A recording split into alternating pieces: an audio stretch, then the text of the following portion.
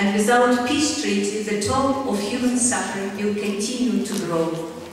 Incidentally, both military personnel and civilians have been killed along the line of contact since 1994 due to sporadic frontline skirmishes and clashes.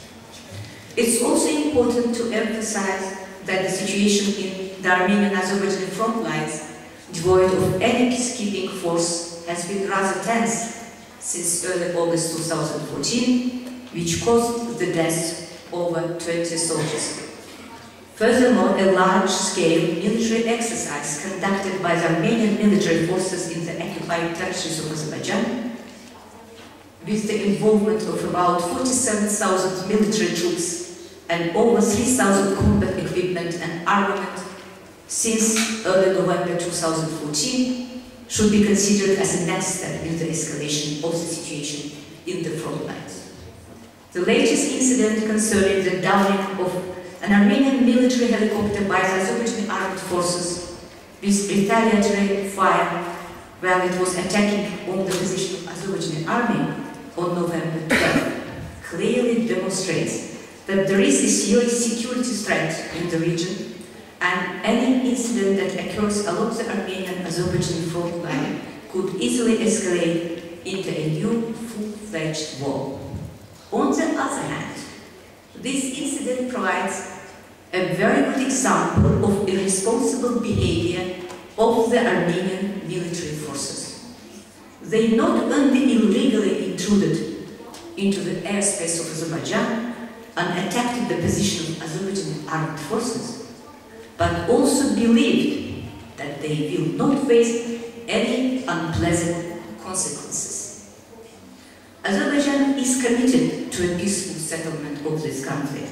However, the success of the overall peace process depends on similar commitment on the part of Armenia, as well as active contribution of the mediators and international community. In this context, Azerbaijan deeply appreciates Turkey's stance in regard to Azerbaijan's position on the Armenian-Azerbaijani Nagorno-Karabakh conflict. Out of solidarity with Azerbaijan, Turkey closed its border with Armenia due to the occupation of Kelbecer, one of the adjacent Azerbaijani districts located outside Nagorno-Karabakh, by Armenian forces in April 1993. It still continues to pursue this policy and often states that Armenia has to settle its conflict with Azerbaijan as a precondition to the ratification of Zurich Protocol signed in October 2009. I hope we will be able to touch upon several important issues at today's discussions, which help us to understand much better the historic background of this conflict, as well as current challenges and future perspectives of the just and peaceful resolution of Armenian-Azerbaijani Nagorno-Karabakh conflict. I encourage you to fully engage in panel discussions, and thank you for your time and attention. Thank you.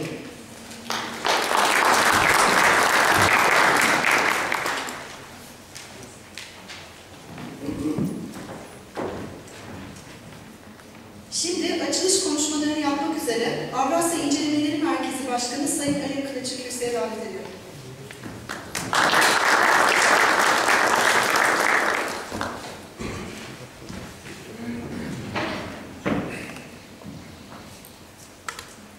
Azerbaycan'ın Ankara Büyükelçisi Sayın Faik Bagırov, Azerbaycan Cumhurbaşkanı himayesinde Stratejik Araştırmalar Merkezi Başkan Yardımcısı Sayın Gülşen Paşayev, Excellencies, saygıdeğer misafirler, hanımefendiler, beyefendiler. Bugün Türkiye ve Azerbaycan için olduğu kadar bölgesel, hatta küresel öneme ve duyarlılığa sahip bir uluslararası konu, Azerbaycan'ın öz toprağı olan Dağlık Karabağ'ın, bir diğer adıyla Yukarı Karabağ'ın Ermenistan işgali altında olmasının yarattığı sorunlar ve 22 yıldır süre gelen bu işgalin çözüm yolları, konunun uzmanları, çok değerli bilim adamları ve akademisyenler tarafından 2 oturumda ele alınacaktır. Konu Türkiye ve Azerbaycan bakımından hep önemli, hep öncelikli ve hep güncel olmuştur.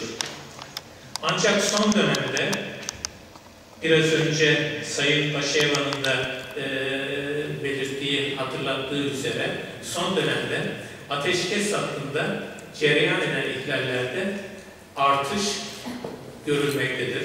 Ve bu da toplantımızın gerekliliğini ve zamanlamasını daha da anlamlı bir hale getirmiştir.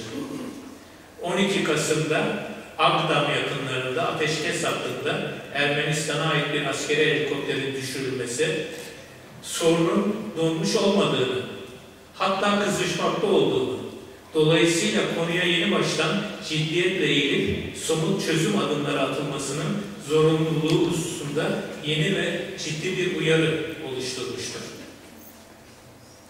Sorunun müzakereler yoluyla barışçı bir çözüm bulunması hususunda hiçbir karşı görüş yoktur. Hiç kuşkusuz soruna barışçı bir çözüm bulunması gerekmektedir. Bu amaçla 1992 yılında oluşturulan, Türkiye'nin de kurucu üyeleri arasında yer aldığı Minsk grubu adına sorumluluk üstlenen 3 eş başkanın girişimlerinin bugüne değin bir sonuç vermemiş olması üzüntü vericidir.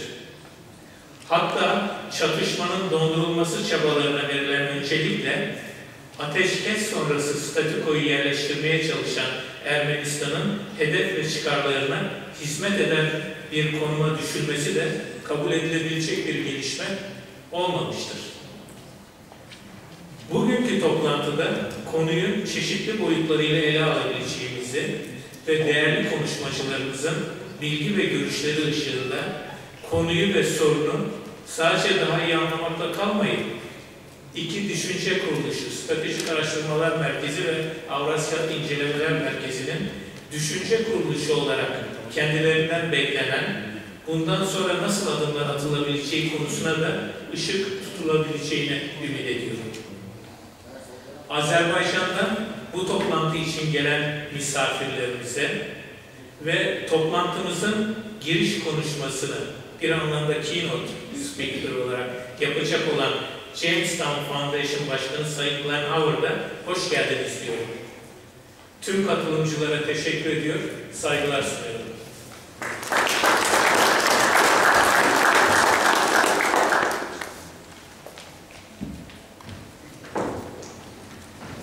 Şimdi açılış konuşmasını yapmak üzere Azerbaycan Cumhuriyeti'nin Ankara Büyükelçisi Sayın Faik Balıroğlu kürsüye davet ediyor.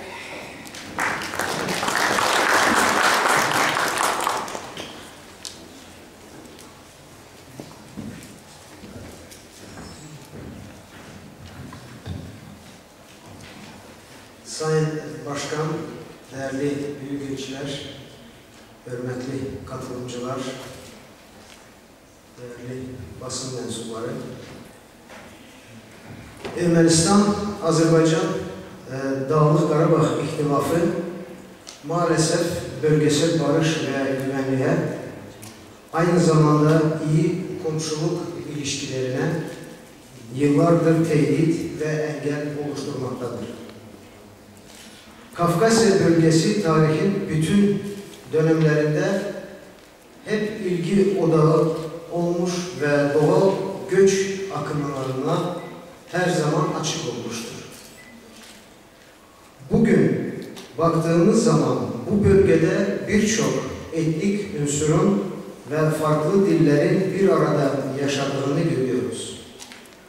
Fakat bu doğal göç akımları hiçbir zaman bu çok kültürlü yapı arasındaki ahengi ve uyumu bozamamış, halkların birlikteliklerine zarar vermemiştir.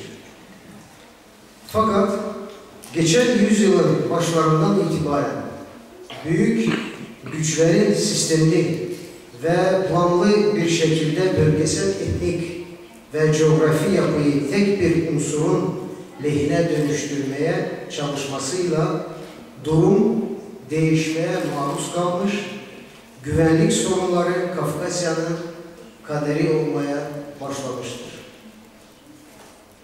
Bilindiği üzere 19. yüzyılın başlarından itibaren Osmanlı ve İran'dan Ermeni ailelerinin planlı şekilde Güney Kafkasya'ya göç ettirilmesinin ardından değişen demografik yapı ve Çarlık Rusya'nın bölgede oluşturduğu yeni yönetim sisteminin Ermenilere sağladığı olanaklar zemininde bölgesel barış ve güvenlik açısından ciddi tehditler ortaya çıkmıştır.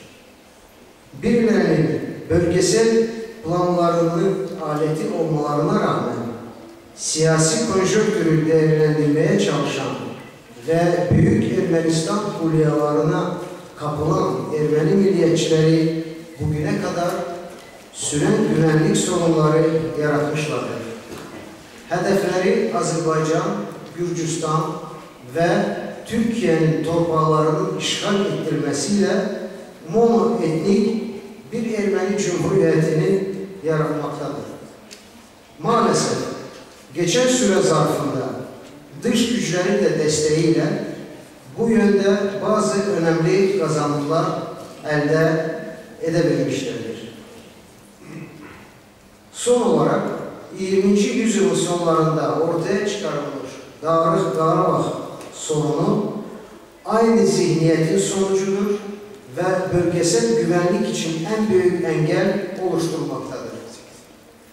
20. yüzyılın başlarında dönemin büyük devletlerinin baskılarıyla İrevan ve Zangezur'un resmen Ermenistan'a verilmesiyle daha da güçlenmiş işgal zihniyeti DAÐLIK KARABAŞ ve etrafındaki diğer rayonlarının işgaliyle maalesef günümüze taşınmıştır.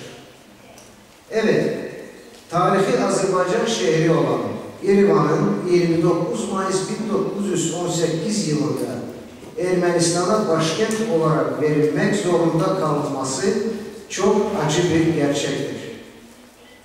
İlk önce Ermeni kilisinin önderliğinde başlayan ve daha sonra açık devlet politikası olarak devam ettirilen bu sakat zihniyet bölgemizde yaşanmakta olan sorunların asıl nedenidir. Bugün güvenlik sorunları Güney Kafkasya için en önemli konudur. Sadece bölge ülkelerini değil, uluslararası sistemin önemli aktörlerini de ilgilendirmektedir. Fakat bu kadar yoğun ilgiye ve konunun sıcaklığına rağmen 25 yıldır Güney Kafkasya istikrara bir türlü kavuşamamış, siyasi, askeri ve etnik zeminde ortaya çıkmış güvenlik sorunları çözülememiştir. İşte bugün burada bu güncel konunun Avrasya İncelemeleri Merkezi gibi bir seçkin düşünce kuruluşu ve Azerbaycan Cumhurbaşkanlığına bağlı Strateji Araştırma Merkezi tarafından gündeme getirilmesi ve tartışılması önemli bir girişimdir. Bu vesileyle emeği geçen herkese teşekkür ederim. Bölgesel barışa ve güvenliğe tehdit oluşturan Ermenistan Cumhuriyeti, yıkıcı politikaları sonucunda Azerbaycan, Gürcistan ve Türkiye'nin birlikte gerçekleştirdiği uluslararası ölçekli enerji ve ulaştırma projelerinden kenarda kalan bölgede refah ve kalkınmadan yararlanamamıştır. Basiretsiz bölgesel politikaları nedeniyle ülkelerimizin ortak iradelerinin sonucu olarak gerçekleştirilen Bakü-Tiflis-Ceyhan ham petrol boru hattı, Bakü-Tiflis-Erzurum doğalgaz boru hattı, Bakü-Tiflis-Kars demiryolu hattı ve TANAP gibi dev projelerin dışında kalmak Ermenistan için gerçekten talihsiz bir durumdur. Bu işgal zihniyeti ve durumu devam ettiği sürece Güney Kafkasya'da güvenlik sorunları gündemin en önemli meselesi olacaktır. İyi komşuluk ilişkileri ise sadece arzu olarak kalacaktır. Güney Kafkasya Kafkasya'da güvenlik sorunlarının çözülmesi, barış ve istikrarın sağlanması için ön koşul Ermenistan Cumhuriyeti'nin bu işgal zihniyetini bırakması ve bölgesel işbirliğini devlet politikası haline getirilmesidir. Eminim ki birbirinden değerli uzmanların davet edildiği bu önemli panelde bu konu her yönüyle masaya yatırılacak, durumun tespiti ve teşhisi yapılarak çözüm önerileri geliştirilecektir. Tüm konuşmacılara başarılar diliyor, herkese saygılar sunuyorum. Çok teşekkür ederim.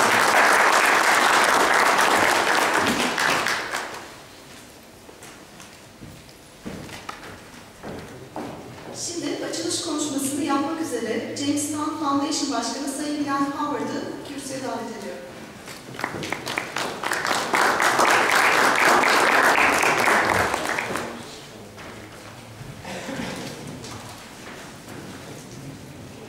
Good afternoon, everyone. It's a great pleasure to be here. I'm Glenn Howard, president of the Jamestown Foundation, based in Washington, D.C. I'm a longtime observer of events in the Caucasus and also frequent travel to Turkey. I would like to thank Gulshan Pashayev, Deputy Director of the Center for Strategic Studies and the President of Azerbaijan, and Alev Kalic, Director of the Center for Eurasian Studies, AVİM, for the opportunity to speak here today at this conference. For my presentation today, I'd like to offer you 10 observations and lessons of the war in Ukraine and how it may affect Turkish and Azerbaijani interests in resolving the Karabakh dispute, and also how it may affect the overall stability of the South Caucasus. I believe strongly that what happens in eastern Ukraine in terms of the fighting and political settlements that are involving the European Union, the United States, European allies, and the Organization for Security and Cooperation for Europe, that these events will, in my opinion, greatly affect the future of Karabakh.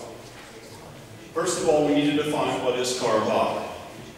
Before I begin to talk about Karabakh, we need to define what it is. First of all, it's the division of Karabakh is a child of the end of the Cold War. Just as there was a divided Germany and a divided Korea were the results of the Cold War and the permanent division of two states, Germany and Korea, Karabakh is also a child of the end of the Cold War. Frozen conflicts were designed as a means to an end for Russia, that were designed at the end of the Cold War as a way to keep, as they were in the case of Germany, to keep Germany weak and divided. In the same way, Karabakh was divided from Azerbaijan and for a single purpose, to keep Azerbaijan weak as a state. Perhaps one day, as in the end of the Cold War, Russia will collapse and we'll see a return of Karabakh to Azerbaijan, and we may see an Armenian state permanently standing by itself alone in the South Caucasus. We have all witnessed what has happened in eastern Ukraine in recent months, and the Russian annexation of Crimea.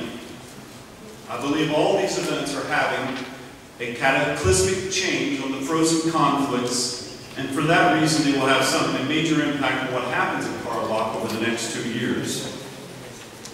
For this reason, I would like to make 10 observations about the war in eastern Ukraine and how I think that will affect Azerbaijan, and for that matter, Turkish interests in the South Caucasus. The first point, the age of frozen conflicts is coming to an end, and they are now shifting to an age of bleeding ceasefires. By this I mean conflicts are no longer frozen, but are shifting to daily fighting and hostilities, as we saw last week or on November the 12th with the shooting down of the Armenian helicopter. But the age of peaceful dialogue, I fear, is coming to an end. The age of rearmament and positioning for full-scale conflict are now appearing, as the age of conflicts is now ending. Karabakh, however, is not eastern Ukraine, but eastern Ukraine will not become another Karabakh. Ukraine, unlike Azerbaijan, is becoming a nation under arms. And by what this I mean the French term "la vie en masse," to use a term for France that was developed during the age of Napoleon. The Ukrainian nation is now preparing for total war and the survival of the state. Russia has failed to realize and does not seem to understand that Ukraine is not Georgia. Ukraine has a population of 44 million people, and unlike the 3 million population of Georgia, Ukraine has a very large army and has a very large military-industrial complex, including the capability to produce nuclear and medium-range ballistic missiles. When Russia created the idea of frozen conflicts at the end of the Cold War, it was designed to permanently divide Azerbaijan, Georgia, and Moldova. There was a strategic reason for this division. It was to keep these states weak and divided, while Russia rearmed and prepared for rebuilding the Soviet Union, or some may say the Tsarist Empire. That day has now arrived. Moscow has used the annexation of Crimea and the annexation and now division of eastern Ukraine to shift to the next stage beyond the frozen conflicts, which has dominated interstate relations in the post-Soviet space for over 2 decades. I want to emphasize that Putin's goal in all this, and what's happened in eastern Ukraine and the annexation of Crimea, is to break NATO. His goal is to show that the West is incapable of providing a military response to the invasion and dismemberment of a European state. By that I mean Ukraine. That brings me to my second point today about the major observations. Ukraine and Russia are now involved in an interstate conflict that is rapidly evolving into a struggle between 2 Slavic nations, similar to Poland's military struggle with Ukraine in the 16th century. Slavs are now killing Slavs in eastern Ukraine, and President Putin has started this war and he does not know how to end it. The only path he knows or has plans for to keep moving ahead. Eastern Ukraine is becoming the battleground for this conflict, and the emergence of a Slavic alliance of pro-Western states, by this I mean Ukraine and Poland, against the revisionist Russia, is rapidly emerging as NATO member states in the Baltic also aligned with Ukraine to deter Russian aggression. This is the term that I've called a struggle of Slavic titans. Ukraine and Russia are involved in a civil war among Slavs, and this war will have repercussions for Karabakh. If the conflict between Kiev becomes a total war, which there are signs that may occur. By this, I fear, there could be a mini world war within the post-Soviet space, with Putin and Russia fighting to dominate and subjugate the post-Soviet space. We have seen this in neighboring Georgia, where Russia is now trying to dominate the shadow government of Ivanishvili and quietly and covertly move to increase its power in neighboring Georgia. My second point today is that the Western Ukraine, the war in eastern Ukraine has shown the ineffectiveness and irrelevance of the Organization for Security and Cooperation in Europe. This has very important implications for Karabakh. The war in eastern Ukraine is going to mark the end of the OSCE as a peaceful stabilizer and neutral arbiter of frozen conflicts in the post-Soviet space. It will end the role of the OSCE as a monitoring mission for frozen conflicts. Why do I say that? Because we have seen evidence repeatedly of the violations of the ceasefire in eastern Ukraine. Moreover, Russian observers within the OSCE have used their presence in the OSCE for intelligence gathering and providing of artillery information for targeting of Russian missiles and rockets on Ukrainian positions. Moscow has continued to place limitations on the activities of Western monitors, and the European Union and the United States are growing increasingly upset and discouraged by the role of the OSCE, and they fear that the organization is coming to an end. This also has implications for Karabakh, because we know that Karabakh has had the presence of the OSCE for a very long time. My third point today, and my major observations, is what we have seen happen in eastern Ukraine is what they call weaponization of information.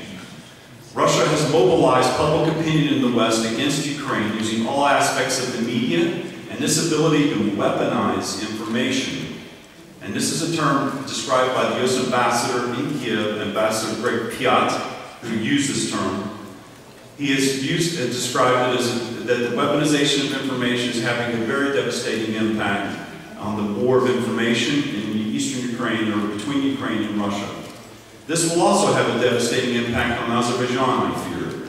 because if there is another round of outbreak of fighting in Karabakh, Russia will use the weaponization of information against Azerbaijan in a way to change Western perceptions about Azerbaijan in the West. This has important implications for Turkey, who is a longtime ally of Azerbaijan. So how Azerbaijan and Turkey react to potential renewed fighting in the information sphere is very important, because you'll be trying to win the hearts and minds of Europeans and also those in the United States for how they perceive a future conflict in Karabakh. And particularly if the war there becomes a very hot conflict. My fourth observation is about the situation in eastern Ukraine and how it will affect Azerbaijan, is that Azerbaijan in the Karabakh situation, we're now starting to see the awakening of NATO. NATO has been asleep. NATO has been very slow to react to the crisis in eastern Ukraine, but the Atlantic Alliance is now redetermining its military and security position towards Ukraine and the entire Black Sea region. NATO is redefining its naval position and its naval posture in the Black Sea. Canada, for example, is now considering the idea of purchasing the Mistral aircraft carriers that France is wanting to sell to Russia, which may not have heard. France, if it sells these Mistrals to Canada, you may very well see Canadian Mistrals operating in the Black Sea instead of a Russian helicopter carrier. My fifth point, the Black Sea today is becoming a Russian lake. Whether we realize it or not, the Black Sea is now becoming an area of predominant Russian military and security influence. Turkey rarely deploys its warships to the Black Sea except for occasional NATO naval exercises. Turkey, unfortunately, is more focused on the Aegean and Greece and less concerned about Russia's expanding naval presence in the Black Sea. However, the good news is that the Russian annexation of Crimea has caused NATO to slowly awaken to this Russian naval and military domination of the Black Sea. NATO is very slow moving, but it's moving. An increased NATO military air power presence in Romania and Bulgaria and considered future naval deployments in the Black Sea will also directly affect Russian plans and its strategic posture and presence in the South Caucasus. And of course, this will affect the situation in Karabakh. NATO is already reaching out to Azerbaijan, expanding its military contacts with Azerbaijan. It even hosted and helped organize a conference in Baku in this February. My sixth point is one that I'd like to emphasize, you may not think about, but is very important. What we're starting to see in eastern Ukraine is a war of nationalities. War of nationalities is becoming a testing ground for creating new military units consisting of North Caucasian volunteers. Ukraine, for the first time, has created 2 Chechen battalions to fight in eastern Ukraine. They are led by a former general in the Chechen military under Zohar Zudayev by the name of General Munayev. There are over 100,000 Chechens now living in Western Europe, having fled with their parents from 2 wars waged by Russia and Chechnya. Plans are also underway by Ukraine to create an independent Crimean Tatar military battalion. Not only Chechens, but Ukrainians are now forming this battalion of Crimean Tatars. Ukraine, in short, is slowly moving to create its own Dika Divizia of Caucasian volunteers named after the Russian Caucasian Division formed in the First World War. This is very important and should continue to be monitored. My seventh point. Eastern Ukraine is now emerging as what they would call it in the West, the battlefield of the 21st century. Eastern Ukraine is becoming a testing ground for new weapons and strategies of warfare between Russia and Ukraine. The new Russian military transformation, introduced by 10 years of military reforms, is now being waged there, and this new type of war they call hybrid war was created by Russia against Ukraine, and it will one day be waged against Azerbaijan and Karabakh, I fear. At a minimum, Azerbaijan and Turkey, in my opinion, should send military observers, not advisors, but military observers, to Ukraine to monitor the reforms being undertaken by the Ukrainian army and the military technology aspects of the war being used there. One area that you need to pay special attention to, and which Turkey needs to pay special attention to, is the use of drones in military military operations, and the use that the drones are having and they're playing in these operations. For example, last week a leading commander in one of the Ukrainian self-defense battalions told me that Russian military can launch military operations within 10 minutes of getting information from drones. That in other words, in 10 minutes, their artillery can target new positions. And this, I told this to one Turkish friend today, he was quite amazed and shocked at this information. So the war of technology in eastern Ukraine is going to affect the nature of warfare in Eurasia. So that is a very important issue. The other 8th point I'd like to make is the important point of the southern gas corridor from Azerbaijan to Turkey and going to Europe via Turkey. The southern gas corridor is, in my opinion, going to unite Ukraine and Azerbaijan as eventually the two states will meet each other. The Tana pipeline will become Azerbaijan's bridgehead into the Balkans, and the Slovak gas interconnector with the European Union is only the first step in a gradual energy link between Azerbaijan, Ukraine, and the European Union. Thrace is now Azerbaijan's backdoor to the Balkans. My next point is point number 9, is war in eastern Ukraine will show that before the Karabakh conflict, war there was diplomatically being reserved for the great powers. By this, what I mean is that now we're not seeing the role of the great powers, the United States and the European Union, being involved in the Karabakh peace process.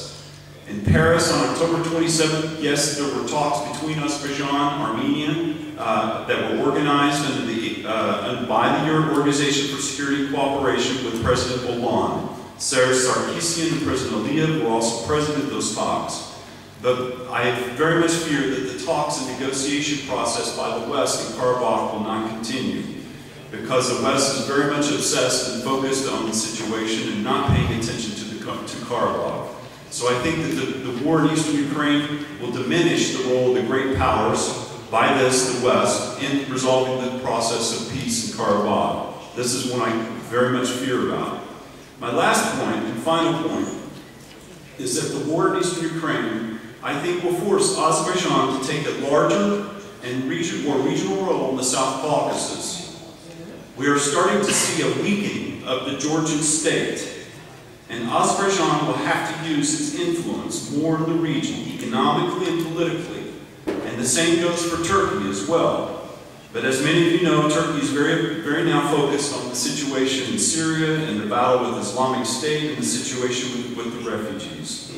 But I think because of this, I think that Azerbaijan will have to play a more important role and will play a more important role economically and politically, and perhaps also militarily, particularly as Russia becomes more and more focused on Ukraine.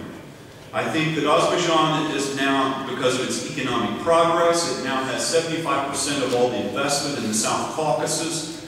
I think that Azerbaijan is now becoming a major regional power in the South Caucasus. And I think that increasingly you will see, as Russia becomes very focused on the war in eastern Ukraine, I think that Azerbaijan will become more of a player and more of a power in the South Caucasus. I very much fear that Russia will become so focused on Ukraine that it may completely ignore the situation in Karabakh, but only time will tell. I thank you today. The purpose of my speech was to be provocative and to get you for one moment to think about the situation in the region surrounding you. I know that Turkey and Azerbaijan are very important players in the South Caucasus, and I very much welcome your comments, your feedback, and your criticism of my presentation. Thank you very much.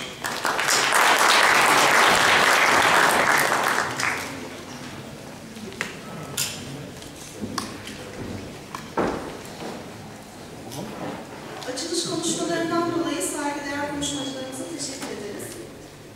Şimdi konferansımızın birinci oturumuyla devam ediyoruz. Oturum başkanı Azerbaycan Cumhuriyeti Milletvekili Tarihçi Sayın Profesör Doktor Musa Kasımlı'yı buraya davet ediyorum. Kafkasya Uluslararası İlişkiler ve Stratejik Araştırmalar Merkezi Başkanı Sayın Doktor Araz Aslanlı'yı buraya davet ediyorum. Atılım Üniversitesi Uluslararası İlişkiler Bölümü öğretim üyesi Sayın Hocam Doktor Hasan Ali Karasar'ı buraya davet ediyorum. TOG Üniversitesi Fen Edebiyat Fakültesi Dekanı, Türkiye Cumhuriyeti Başbakanlığı Devlet Arşivleri Eski Müdürü Sayın Profesör Doktor